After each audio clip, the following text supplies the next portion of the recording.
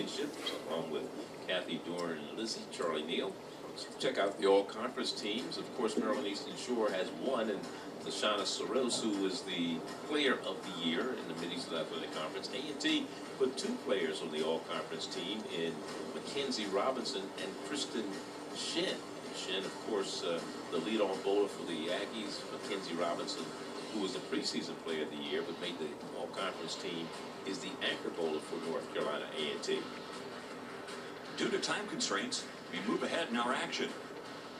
We pick up the action in Game 4.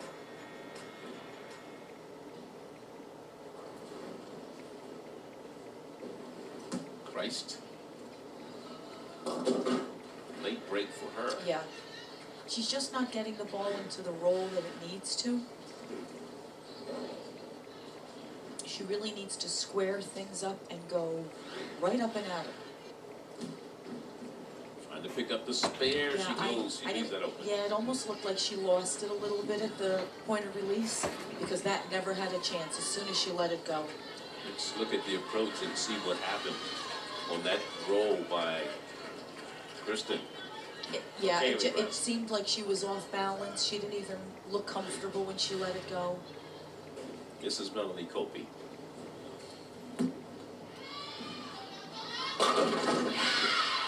She's really come around these last few frames. Great shot.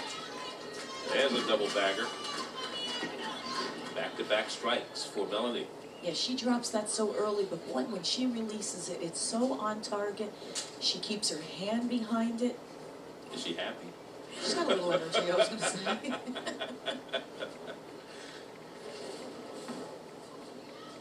Mia Pope. Much better shot for Mia. Nice shot for Mia. Yes, and credit to her because, as we keep saying, she's the only lefty, so she has nobody to line up off of. She has nobody to look at to see where their reaction is, so she's all on her own. Rhoda on deck for Maryland Eastern Shore. Left an open frame at the start of game number 4 here. Her first roll. This may not be, but the 10 pin didn't cooperate. That was a really good shot, too. That's just what you call a bad break. See how the ball enters and 6 pin just wraps around it. Yeah, just wraps around the 10. There's Rhoda. And the spare. Yeah, that's the hard one you're talking about, picking up that 10 Yeah, pin. the 10 pin. Yeah. I mean, if every right hand, if we could take that pin out of the rack, I think we will be a lot more successful. But let's see what Mackenzie Robinson can do to keep her team from going down 3 games to 1. Mia Pope had a strike in the last. oh, she didn't like it. No. Yep, she knew it as soon as she let it go. The adrenaline's probably going, you know. Yeah, she might be just rushing a little bit. The only strike that she was able to throw on the first ball in the 10th frame in this match was in game number 1. Yeah. Here she picks up the spare, looks like. She does. And that's not an easy spare. She gets one more roll here in frame number 10. Came up with an average for the season of 194. Big roll here. Yes, it is. And she That gets a was strike. huge. It is big. That is big because it forces Maryland Eastern Shores to mark. So 167. Marks aren't easy to come by sometimes. 167 for, and this has been a 5-pin. 1 spare, right? Didn't I say earlier? Spares win.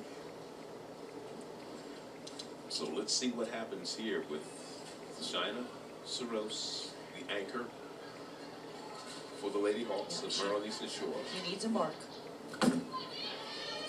Good shot. Whoa! That was nice. She got lucky on that one, didn't She did, but that was nice. A little bit of a tight shot. Once again, could have been a 4-pin, but she tripped it. But it was aggressive. Yeah, that's terrific. You can tell good pin action on aggression.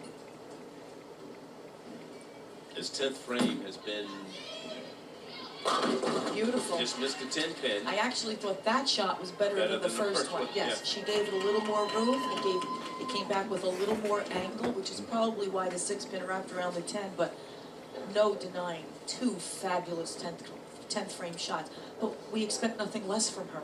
Regardless of what happens on this last shot, Maryland Eastern Shore is going to be ahead by 3-1 in this best of 7 Baker series, with Game 5 on deck. In the Mid-Eastern Athletic